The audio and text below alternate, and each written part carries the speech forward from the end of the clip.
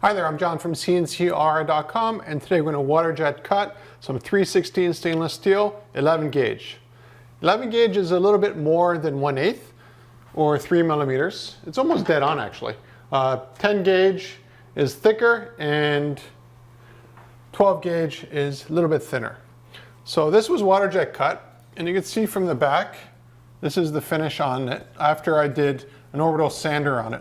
The reason I did that is because whenever you waterjet cut metal, it's an abrasive process. So because of that, you end up with a little bit of a burr everywhere. It's a very, very minor thing. So what I do is I just run the orbital over it and it just cuts the burr right off and does a really good job of it. What you have here is the front. Because this is number 4 stainless steel finish, you actually have the brush going this way, all the way across. And I want to protect it during shipping, so I'm just going to leave this on. But lucky for you, I brought a little prop which was on the inside. So let me show you. Here's the A. Now this is the A that was left over. And let's just put it up over here. And you can see how much material is removed. Try to get it perfect there. So it's almost nothing with the waterjet. And you'll also notice, let me just put this down here.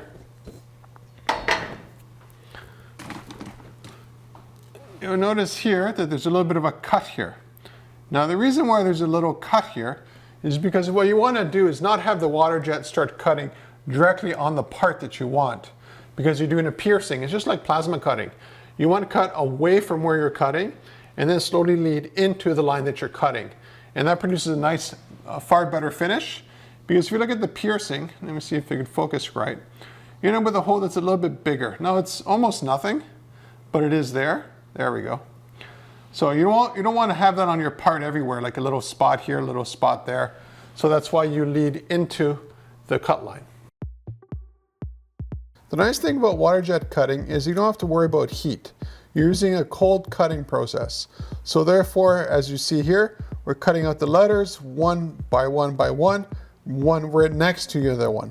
If I was plasma cutting this, I would cut one piece of a letter, then I'd move the whole thing over, maybe 12 to 18 inches, cut another piece, move again another 12 to 18 inches, so in another direction, and spread out the heat that I'm putting into the stainless steel, because it tends to want to warp on you, especially at this gauge here. Waterjet, not a problem. Everything's cold and nothing ever gets hot enough to cause any sort of issue. Originally for this project, we were actually supposed to plasma cut it out. And it would have been a different process. We would have plasma cut out just the rectangles, the 2 rectangles for the signs. Then after that, I would have fiber laser etched the information onto the top. The advantage of that over this one here is here we got to use a stenciled font, because otherwise the inside letters of the O and those sort of things fall out. While fiber laser etching, we can use any font we want because we're not going all the way through. So there's a ton of different ways of making something here in the shop. And the nice thing is we can offer, whatever sort of degree or design options our customers want, we can make it for them because we have the synergy of all the different machines and the design process between them. Now, if you're wondering what number 4 finish looks like, I'll show you here with the prop. So here's the masking that's on it. And let's just peel it off. And this is what number 4 finish looks like. Now, of course, you wouldn't have this on the part. This is actually scrap. If you look closely, there we go. You can see the brush finish on the number 4 316 stainless steel.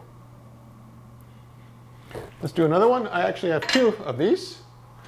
So here is a G, or actually an E. I guess it depends what direction you look at it.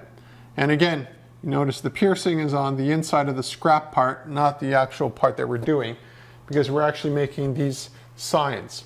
Now the reason why we went with 316 stainless steel is because this is going to Hawaii, and they're going to put it in the ocean, and as a result, 304 would corrode a lot faster than 316. So therefore we're using 316 stainless steel. And here you can see the brush finish. It's hard to see because stainless steel reflects the environment it's in. There we go. So you can see the brush is going this way. And that's how it would be on the actual signs. So looking for custom signage, 316, 304, titanium, wood, plastic, whatever, contact me at CNCKing.com. We'll make it for you and ship it right to your door.